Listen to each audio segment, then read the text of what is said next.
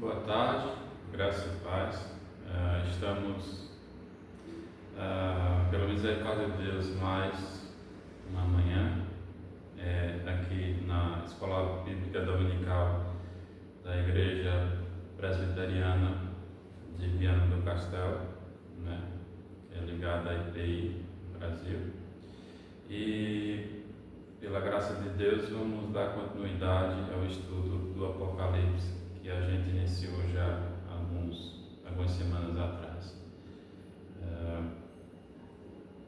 Vamos orar nesse momento. Pai Santo, Deus Eterno, estamos gratos, Senhor, por essa oportunidade de estar aqui para meditar na Tua Palavra, para aprender pelos Seus santos caminhos, para que possamos trilhar segundo a Tua Palavra. Nos orienta e nos dá graça, segundo a misericórdia do Teu Espírito, em nome de Jesus. Amém. Os irmãos bem lembram que a gente finalizou a última aula, a gente finalizou o primeiro capítulo, né? Hoje vamos iniciar o segundo capítulo e ainda vamos ter uma outra ocasião que vamos encerrar a primeira secção, né? Sabemos, através da linha amilenista, que é a que a gente estuda, que a gente segue, né? As igrejas reformadas, no contexto geral, sabemos que são 7 secções. O livro do Apocalipse é dividido. Como a gente já viu em aulas passadas, se popularizou com o teólogo o Erickson, né? Mas não foi ele que sistematizou, né? Isso já vem desde o primeiro século com outro teólogo, e isso a gente já viu em aulas passadas, né? Mas pronto, a gente não vê o livro do Apocalipse como um livro cronológico, né? Primeiro capítulo, depois acontece o segundo, o terceiro capítulo vem após, e assim, não é assim que a gente vê. A gente vê o livro do Apocalipse como um livro de 7 secções, e cada secção ela abrange um assunto, o mesmo assunto ela vai abranger no segundo capítulo, ou na segunda secção, e assim por diante. E cada secção que é abordado o mesmo assunto é colocado um item a mais, um item diferente, né? Hoje a gente vai fazer menção, como eu já disse, no segundo capítulo, né? A gente vai iniciar a ver as 7 igrejas do Apocalipse. Só para os irmãos gravarem bem, lembrarem, as 7 secções que o livro é dividido. A primeira secção vai do capítulo 1 ao 3, né?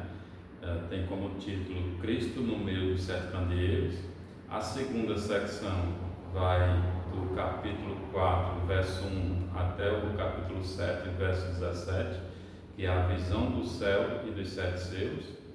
A terceira secção são as 7 trombetas, capítulo 8, verso 11.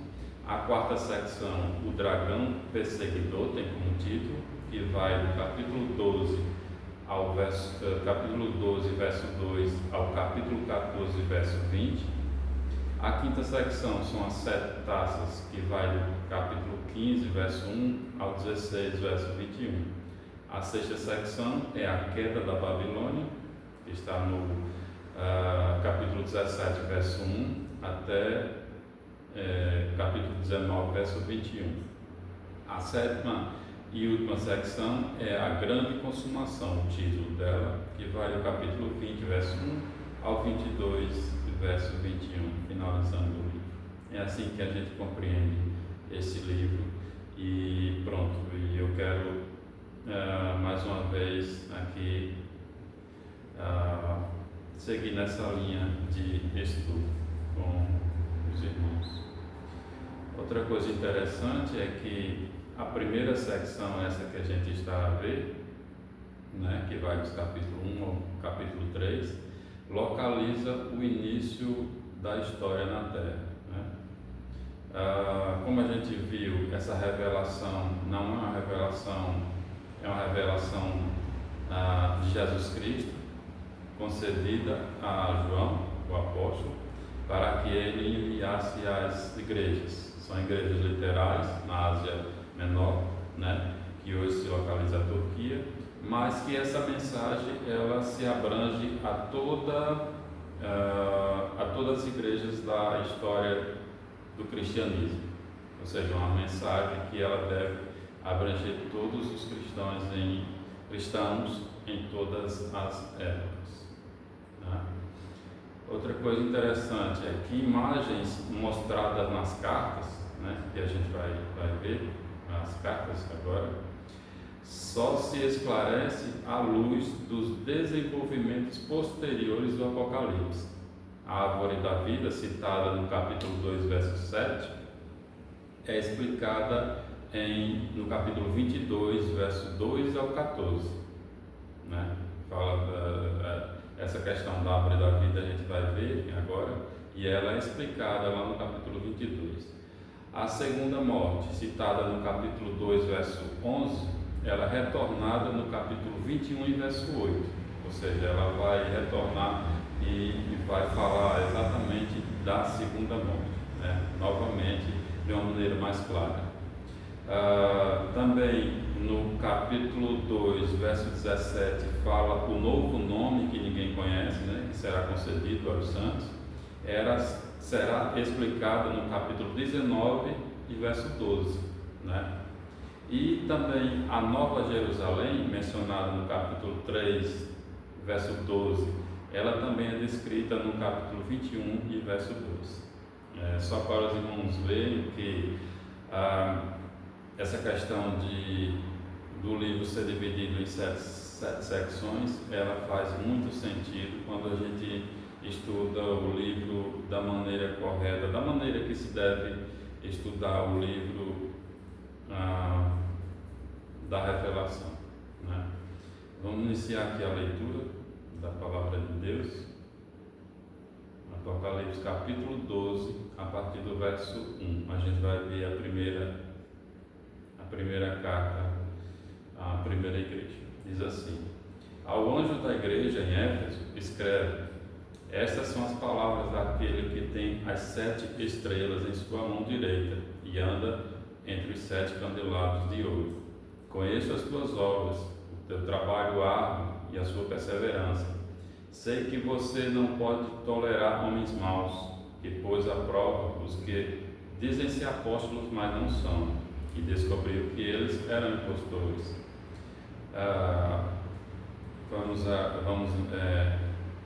Vamos dar continuidade no verso 3, só frisando aqui que a versão que eu estou lendo é a NVI, a versão internacional. O verso 3 diz assim: você tem perseverado e suportado sofrimentos por causa do meu nome, e não tem desfalecido. Contra você, porém, tenho isto: você abandonou seu primeiro amor. Lembra-se de onde caiu, arrependa-se e pratique as obras que praticava no princípio. Se não se arrepender, virei a você e tirarei o seu candelabro do seu lugar. Mais uma coisa a seu favor: você odeia as práticas dos nicolaítas, como eu também as odeio. Aquele que tem ouvidos, ouça o que o Espírito diz às igrejas. Ao vencedor darei o direito de comer da árvore da vida, que está no paraíso de Deus. Pronto, essa carta de Éfeso, uma coisa interessante que a gente pode observar aqui, que nas cartas fala ao anjo da igreja em Éfeso, ao anjo da igreja em Tiatira e etc. A maioria dos intérpretes da Bíblia aceitam a ideia de que são pastores ou presbíteros, que é a maneira mais correta, né? Naquela época, o presbítero que estava na frente de uma igreja, né? Essa ideia é possível? Sim, ela é possível, mas ela é fraca. Não há nada no livro do Apocalipse, nada que relacione homens chamados de anjos, né? Você não vê em nenhum outro local, né? Ou seja, essa ideia ela é falha, ela é fraca, não há outra menção no livro.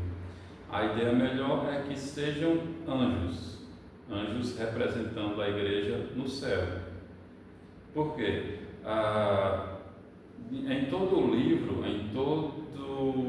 livro da Revelação, você vê o movimento, você vê as funções de anjos trabalhando em prol do Evangelho, trabalhando em prol exatamente do conteúdo do Evangelho, da pregação do Evangelho, né? E não é nada da questão que a gente vê no catolicismo romano como anjo da guarda, não é nada disso, mas a gente vê como anjos representando cada igreja no céu, perante Deus. Ou seja, é um anjo que fica responsável por aquela igreja perante Deus, e ele trabalha em prol daquela igreja, e também isso é uma ideia bastante plausível, né, que a gente acredita, e que anjos eles sempre têm funções, e uma das funções dos anjos é representar essas igrejas perante Deus. Só vamos aqui adiante.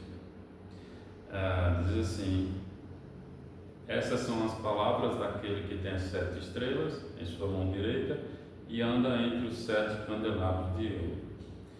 Jesus se apresenta para a igreja de Éfeso como aquele que tem todos os direitos e prerrogativas sobre ela. Ele tanto conserva, detém e domina. O verso 2 diz assim: conheço as suas obras, o seu trabalho árduo e a sua perseverança. Sei que você não pode tolerar homens maus, que pois a prova que se dizem ser apóstolos, mas não são, descobriu que eles eram impostores. Você tem perseverado e suportado sofrimentos por causa do meu nome, e não tem desfalecido. Contra você, porém, tenho isto: você abandonou o primeiro amor. Lembra-se onde caiu, arrepende-se, pratica as boas obras que praticava no início. Se não se arrepender, viria você e tirarei o seu candelabro do seu lugar. Mas há uma coisa, por favor, que você odeia as práticas dos nicolaítas, como eu também as odeio. Aqueles que têm ouvidos, ouçam o que eu escrevi às igrejas. Éfeso era a principal cidade da Ásia Menor, né? Era uma metrópole do Império Romano, né? Certamente continha a igreja mais importante daquela região. Foi o lugar onde Paulo permaneceu por mais tempo, trabalhando ali, né? Exortando, ensinando aquela igreja. Advertiu sobre contra os falsos mestres, os falsos ensinos, né? Após a partida dele, nós vamos ver aqui vamos ler aqui Atos 20 e 28.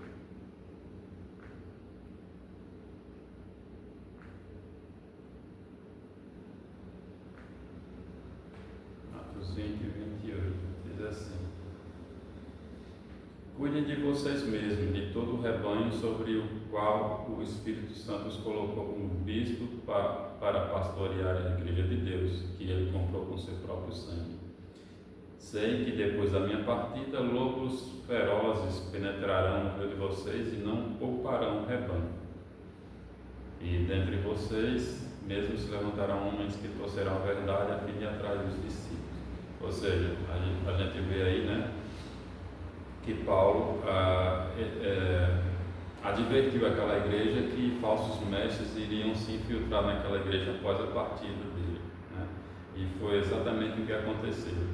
Como a gente vê, como a gente observa, a igreja de Éfeso, a cidade de Éfeso, ela era uma igreja, a igreja de Éfeso era uma igreja sadia doutrinariamente, né?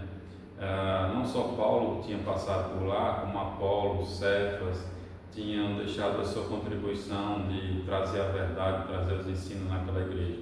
Ou seja, na questão doutrinária, é uma igreja sadia, a igreja de Éfeso, né?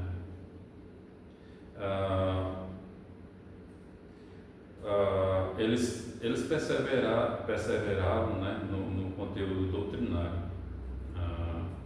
E a questão de Éfeso, a gente vai ver um pouco agora adiante, é que Éfeso é a igreja que tinha iniciado de maneira correta, mas ao longo do tempo ela se deixou levar por ensinos, exatamente esses ensinos que Paulo falou para eles, né? E eles acabaram deixando se levar por esses ensinos. No verso 5 fala sobre talvez a questão mais importante nessa carta, nessa igreja, o primeiro amor. Muitos estudiosos têm relacionado o primeiro amor a exatamente aquele amor que a gente tem no início da conversão, e talvez sim, aquela igreja tinha abandonado esse primeiro amor, mas não era só isso. O primeiro amor ali naquela igreja tinha um sentido mais profundo, podemos dizer assim, tinha um sentido mais profundo, porque não era só a questão do primeiro amor, mas o que Jesus estava alertando àquela igreja é que eles deveriam voltar a testemunhar a fé em Jesus Cristo. Ao que parece, a igreja de Éfeso era uma igreja isolada, era uma igreja fiel doutrinariamente, mas uma igreja que não testemunhava o Evangelho de Cristo. Era como se fosse uma igreja agente secreto, né? Ao que parece, eles viviam isolados e não queriam testemunhar. E esse verso, o 5 que fala do primeiro amor, tem essa ideia profunda de que eles deveriam voltar a testemunhar, né? A gente vai ver mais adiante, mas uma das questões mais importantes das igrejas era o testemunho, né? A gente vê que constantemente esse assunto vem à tona de novo. O apóstolo João traz isso, traz esse consenso. Há um certo consenso entre os pais da igreja que os nicolaítas eram uma seita que alegava ter um líder chamado Nicolau, que foi um dos 7 escolhidos em Atos para servir como uma espécie de diácono. Essa conexão entre os nicolaítas e Nicolau, o prosélito, mencionado em Atos 6 e 5, é feita por Irineu, né, e outros pais da igreja, como Hipólito, que disseram que se tratava de um culto gnóstico, que não se preocupava com restrições alimentares ou práticas pecaminosas. Não há certeza quanto à origem, ao mesmo quanto às crenças sustentadas por esse grupo, né? A mesma frase que Jesus costumava utilizar nos evangelhos para encerrar suas parábolas e ensinamentos: quem tem ouvidos, ouça o que o Espírito diz às igrejas. Pronto, a gente vê aqui também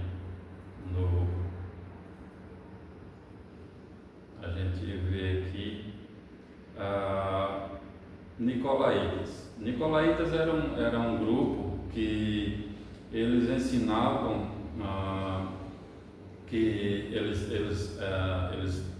descendiam das ideias dos filósofos gregos, né?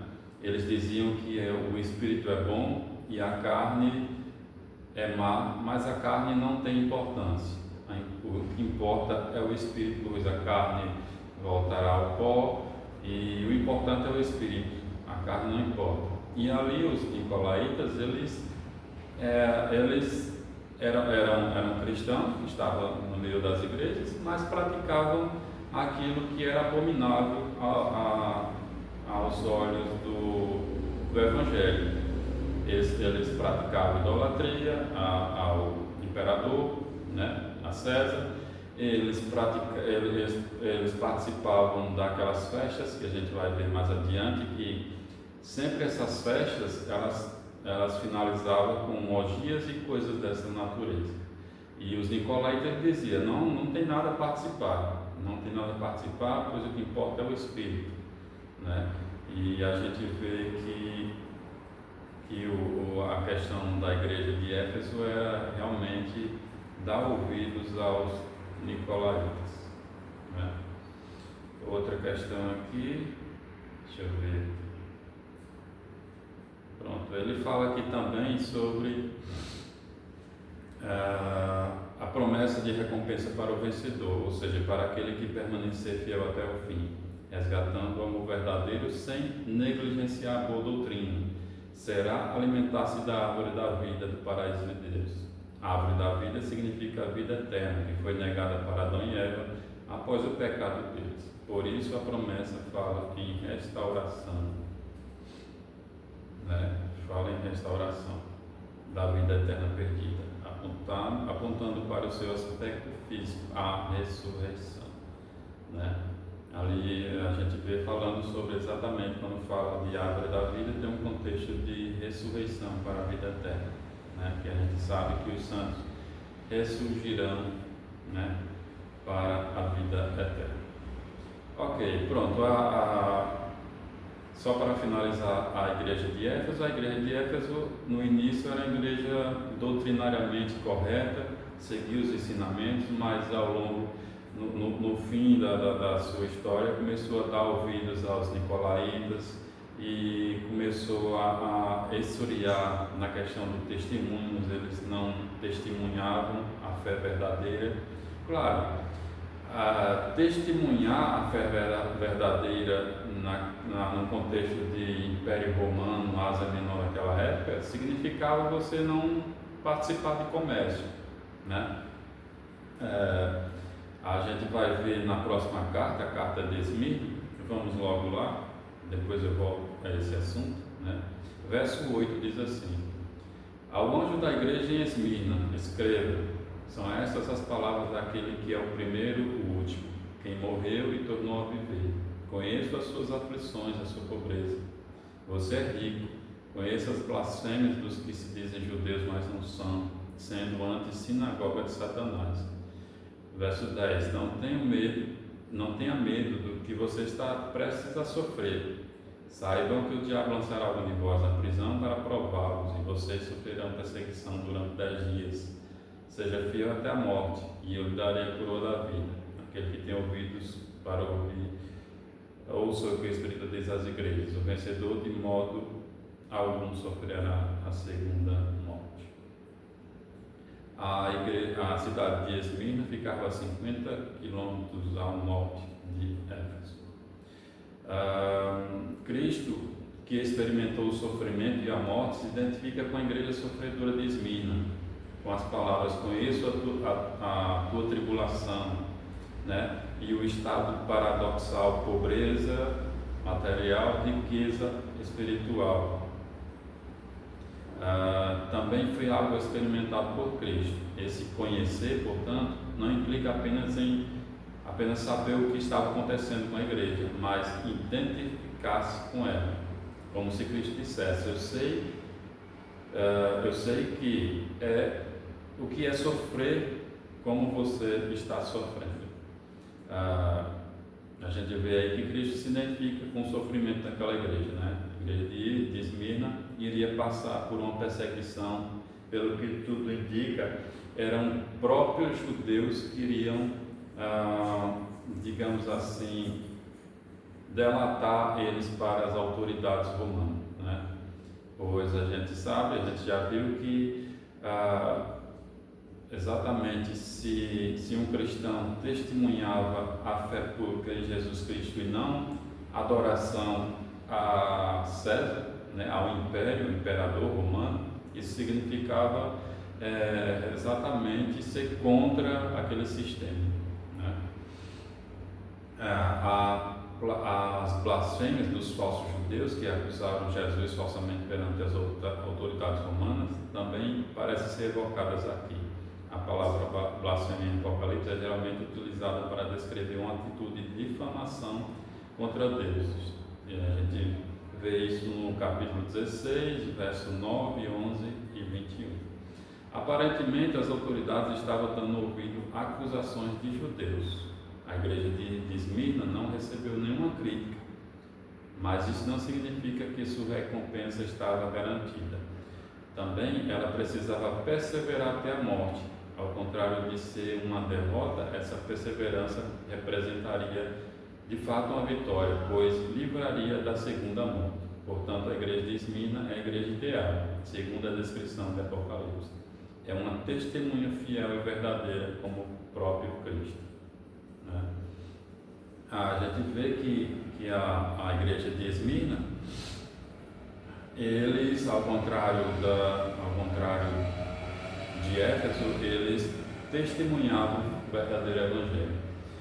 E o interessante é que testemunhar o verdadeiro evangelho, a gente sabe que naquela época a principal questão financeira daquela época era o comércio, e principalmente o comércio eram chamados de guildas comerciais, que eram feiras comerciais, onde pessoas compravam material, né, faziam os seus artifícios ali e revendiam naquelas feiras. Testemunhar a fé verdadeira em Jesus Cristo e ir contra exatamente o imperador romano, era não ter esse benefício de poder comprar e vender naquelas feiras, né? A gente vê exatamente isso, a gente vê aqui a marca da besta, né? Pois a marca da besta não é uma coisa para um tempo futuro, quando apareceu uma tecnologia, né? Há pouco tempo atrás era o código de barras, um pouco mais adiante depois veio um chip, né? Talvez implantado na pele de alguém, sei lá, surgiu uma outra tecnologia aí as pessoas vão ligar ela, mas a gente sabe que o livro do Apocalipse ela precisa ter sentido para aquela época, não simplesmente uma época presente, uma época futura. Ou seja, não há como a marca da besta ser uma coisa para o futuro e não antigamente. Nessa época aqui já existia a marca da besta, era exatamente abrir mão da fé verdadeira em Cristo e seguir o caminho da adoração, né? Seguir o caminho era aquela frase dita por uma pessoa que diz: deixa a vida me levar, ou seja, seguir o fluxo, né? Se todas as pessoas estão indo em direção à perdição, eu vou estar no meio. Era essa ilusão que algumas dessas igrejas seguiam, né? E Jesus alerta elas para não deixar se levar por esse caminho de perdição. Quando ele fala aqui no verso 9, sinagoga de Satanás, não significa que Satanás tinha uma casa de praia naquela época, não. Sinagoga de Satanás era porque na cidade de Esmirna, né, ficava um símbolo do Império Romano, né, que era um monumento, uma estátua, que realmente ali existia, digamos assim, a principal adoração ao Império, né? E logo após essas festas, que tinham como o início era um comércio, ela finalizava em orgias e coisas detestáveis pela palavra de Deus. A gente já falou aqui sobre a segunda morte, né? Ser fiel, a segunda da lei, a coroa da vida, né? E tem a ver com a segunda, com a ressurreição dos santos, né? Para a vida eterna. Ok, não há mais nada para acrescentar aqui na igreja de Esmirna, então vamos passar para a próxima. Verso 12, a igreja em Pérgamo. Só um instante.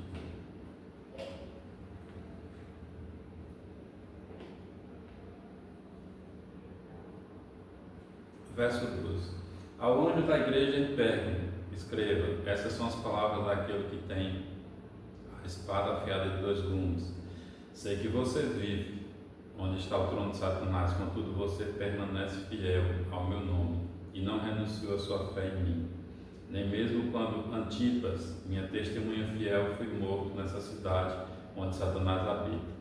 No entanto, tenho contra você algumas coisas. Você tem pessoas que se apegam aos ensinos de Balaão, que ensinou Balaque, a armar ciladas contra os israelitas, induzindo-as a comer alimentos sacrificados a ídolos e praticar imoralidade sexual. De igual modo, você tem também os que se apegam aos ensinos dos nicolaítas, portanto, arrependa-se, senão virei em breve até você e lutarei contra eles com a espada da minha boca. Aquele que tem ouvidos, ouça o que o Espírito diz às igrejas. Ao vencedor darei do maná escondido, também lhe darei uma pedra branca com um novo nome nela escrito, conhecido apenas por aquele que o recebe. A gente vê também a repetição aí dos nicolaítas, né? Os nicolaítas, a gente vê que eles estavam presentes aí nessas últimas duas igrejas, né? Esmirna e a própria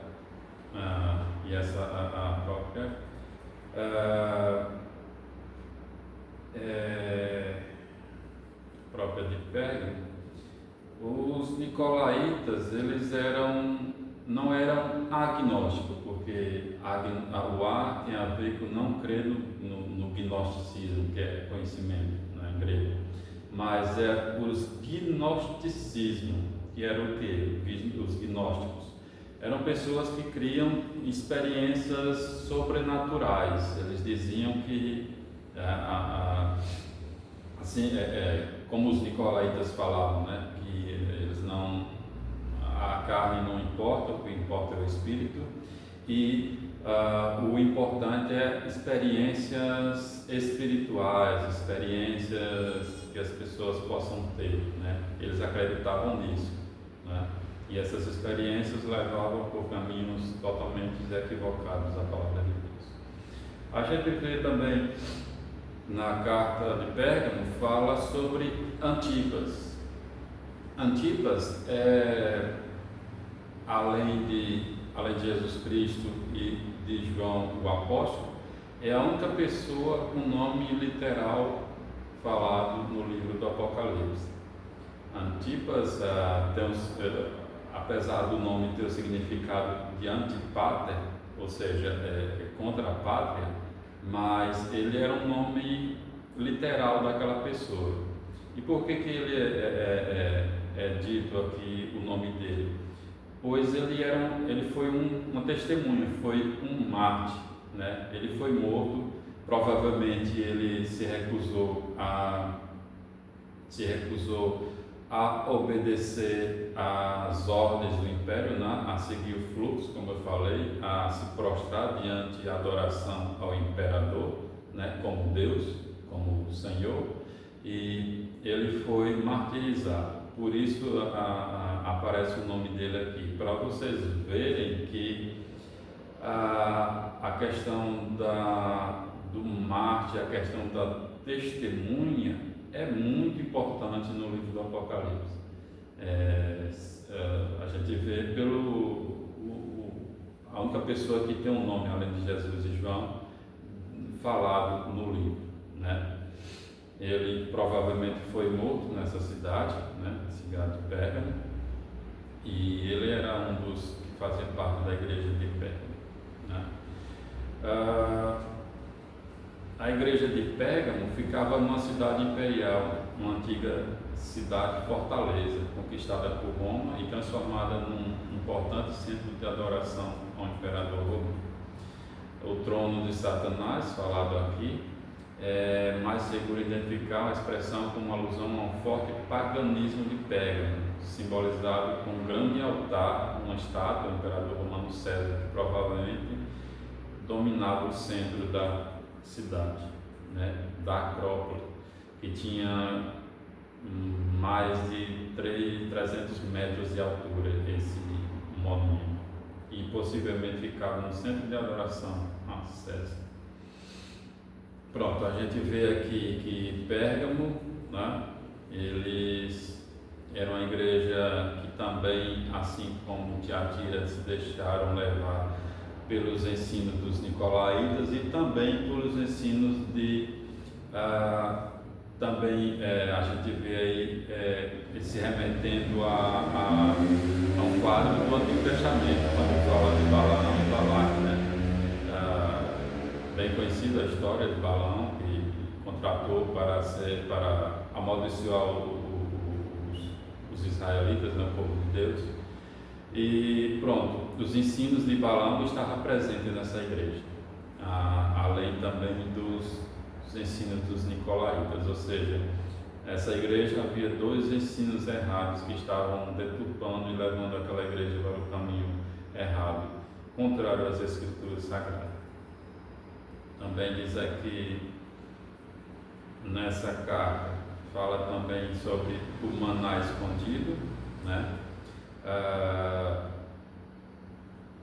Na antiguidade era comum haver essas festas, como eu já falei, e nessas festas existia, como toda festa, muita comida, e as comidas eram sacrificadas aos ídolos, a César, ao império, ao imperador, né?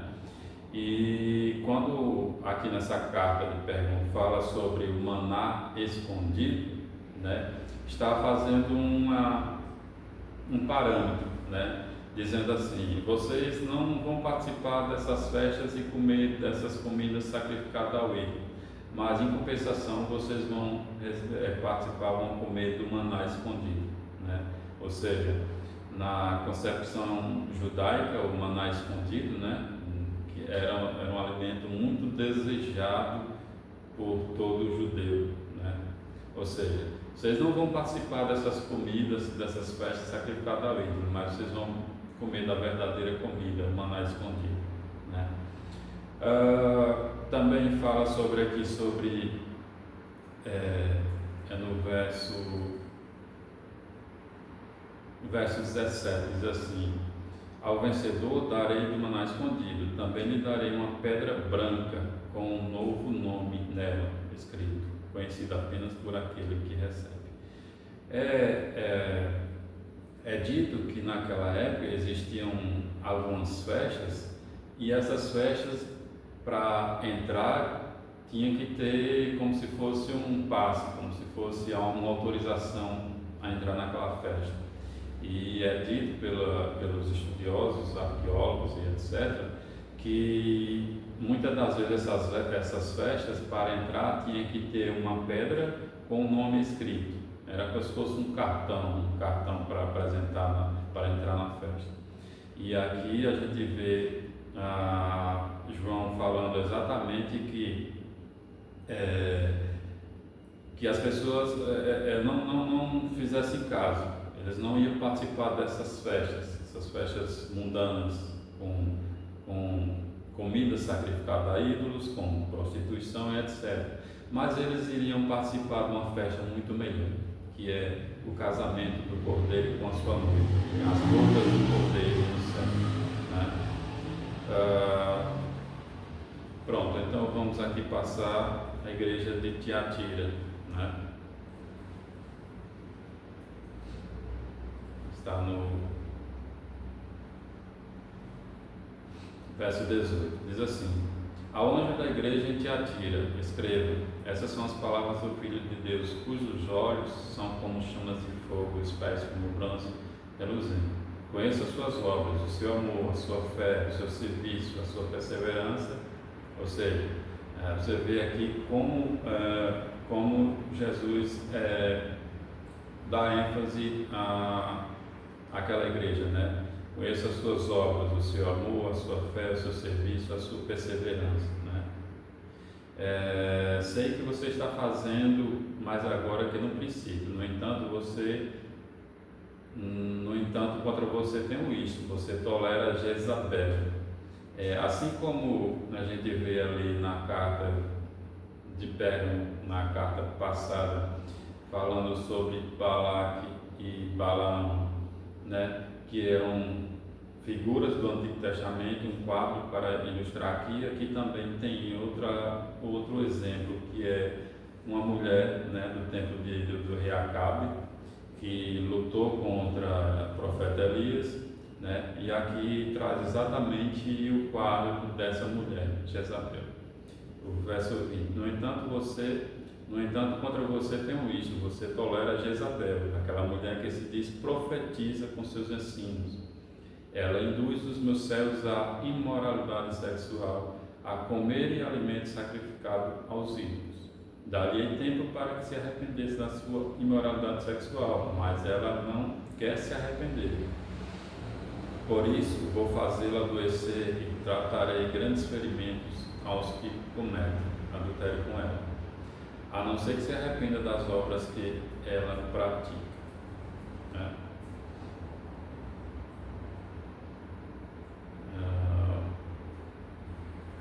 Só um instante. Verso 23. Matarei os filhos dessa mulher, então todas as igrejas saberão que eu sou aquele que sonda mentes e corações, e retribuirei a cada um de vocês de acordo com suas obras. Aos demais que estão em Tiatira, a vocês que não seguem a doutrina dela e não se aprenderam, como elas dizem, os profundos segredos de Satanás, digo: não porei outra carga sobre vocês. Então somente apeguem-se com firmeza a vocês, ao que vocês têm, até que eu venha. Aquele que vencer e fizer minha vontade, até o fim darei autoridade sobre as nações. Eles as governará com cetro de ferro e a despedaçará com um vaso de barro. Eles darei a mesma autoridade que recebi, autoridade do meu Pai. Também lhe darei a estrela da manhã. Àqueles que têm ouvidos, ouçam o que o Espírito diz às igrejas. Mas, novamente, a gente vê aquela palavra que eu falei em uma das aulas, né? Antes que a gente falou, deu a introdução à escatologia, a palavra aí, autoridade, exousia, né? Jesus dizendo: eu lhes daria a mesma autoridade que eu recebi, a autoridade do meu Pai. Quando Jesus ressuscitou, ele disse, né? Toda autoridade, toda exousia é me dada, né? E ele fazeis testemunho, todas as nações e etc. Ou seja, autoridade, exousia, é uma palavra muito importante nesse contexto de revelação, né? Pronto, uma coisa interessante aqui é que na cidade de Tiatira era a principal cidade de indústrias têxteis, e as principais pessoas que trabalhavam com essas indústrias têxteis eram mulheres, e uma dessas mulheres, ela fazia parte da igreja de Tiatira, né? Que não é mencionado o nome dela, mas ela seguia exatamente um exemplo de Jezabel do Antigo Testamento, e levava as pessoas a comerem coisas sacrificadas a ídolos, a participar dessas festas com prostituição e etc, né? E a gente vê um exemplo desse no livro de Atos, capítulo 16. Vamos ler Atos 16.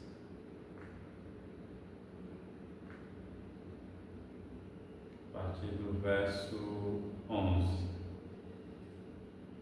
Diz assim, as viagens de Paulo, né? Atos 16 e 11. Partindo de Troade, navegamos diretamente para Samotrácia e no dia seguinte para Neápolis. Dali partimos para Filipos, na Macedônia, que é a colônia romana e a principal cidade daquele distrito, e ali ficamos vários dias.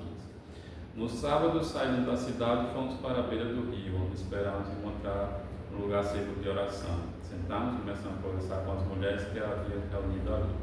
Uma das que ouvia era uma mulher temente a Deus, chamada Lídia, vendedora de tecido de púrpura da cidade de Tiatira. O Senhor abriu seu coração para atender a mensagem de Paulo. Tendo sido batizada, bem como os da sua casa, ela os convidou, dizendo: se os senhores consideram um crente do Senhor, venha em minha casa, e os convenceu. Ok. Pronto, a gente vê um exemplo aí, que essa mulher Lídia, ela é uma dessas mulheres que faziam parte disso aí, mas era uma mulher que se converteu, se arrependeu daquelas práticas, né? Provavelmente ela não pôde mais exatamente negociar ali, né? Pois ela deixou de seguir ali aquele processo de idolatria com o imperador. Outra coisa interessante é que Tiatira tinha um problema teológico e moral semelhante, possivelmente pior, encontrado em Pérgamo. Na cidade de Tiatira, as mulheres desempenhavam funções importantes por causa das companhias de tinturas e de confecções de roupas. Contudo, na igreja, uma mulher estava exercendo uma autoridade nefasta. Ela se autoproclamava profetisa e ensinava os crentes a praticarem prostituição e comer coisas sacrificadas, né? Pronto, era uma mulher que tinha surgido, né? E ela, assim como Jezabel, que era aquela rainha que está lá em primeiro livro de Reis, capítulo 16, ela estava desviando alguns da fé com seus ensinos perniciosos. Para se fazer comércio em Tiatira, tinha que adorar o imperador.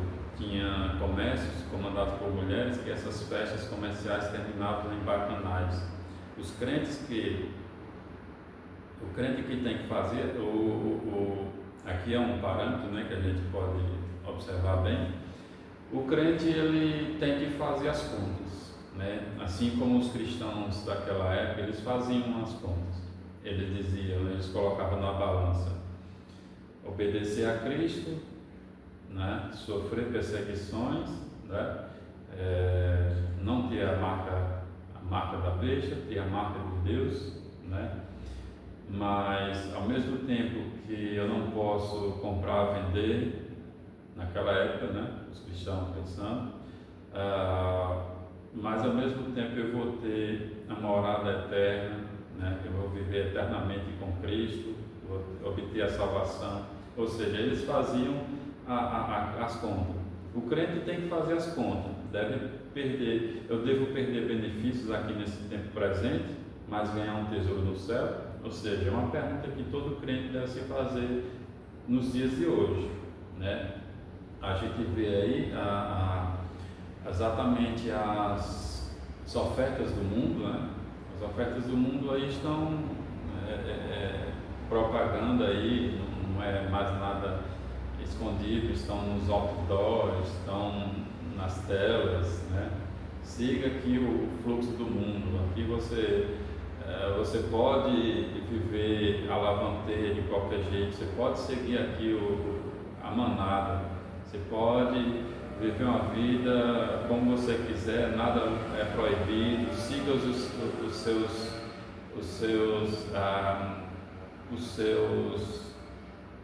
as suas ideias, siga exatamente aquilo que lhe faz feliz. É um slogan dito hoje em dia, né?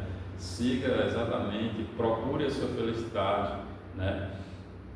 Infelizmente a gente tem alguns louvores, né? Por isso a nossa igreja faz questão de selecionar os louvores que são cantados aqui na igreja, pois a gente conhece louvores que tem essa ideia, uma ideia totalmente mundana, que eu não, questão de ética, eu não vou dizer, no particular a gente pode, que diz exatamente assim: Deus te faz um herói, faz seu voo e esquece de Deus. Deus te deu asas, faz seu voo, ou seja, sua vida agora é com você, esquece Deus, te deu asa, pronto, siga o seu caminho, né? E é os ensinos que o mundo nos passa a todo momento. Devemos buscar a nossa felicidade, não importa o que a palavra de Deus diz, não importa o que a ética cristã diz, não, siga os seus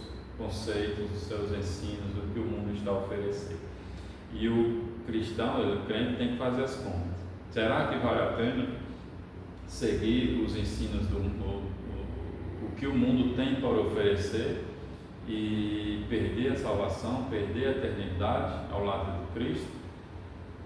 O cristão, mesmo nos nossos dias, assim como os cristãos naquela época fizeram esse cálculo, devemos atentar e saber que não há todo o tesouro do céu, tudo que oferece, todo o tesouro da terra que é oferecido constantemente pelo inimigo das nossas almas não se compara à nossa herança no céu, né?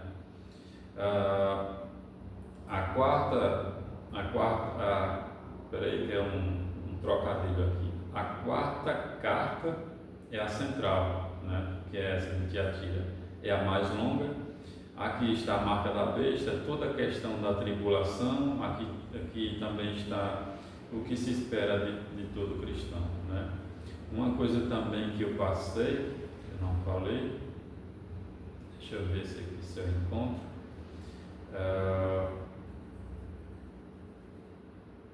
Não é na carta de Tiatira. Deixa eu voltar aqui. Pois depois, se os irmãos tiverem alguma dúvida, os irmãos podem anotar e nos trazer aqui. Iremos.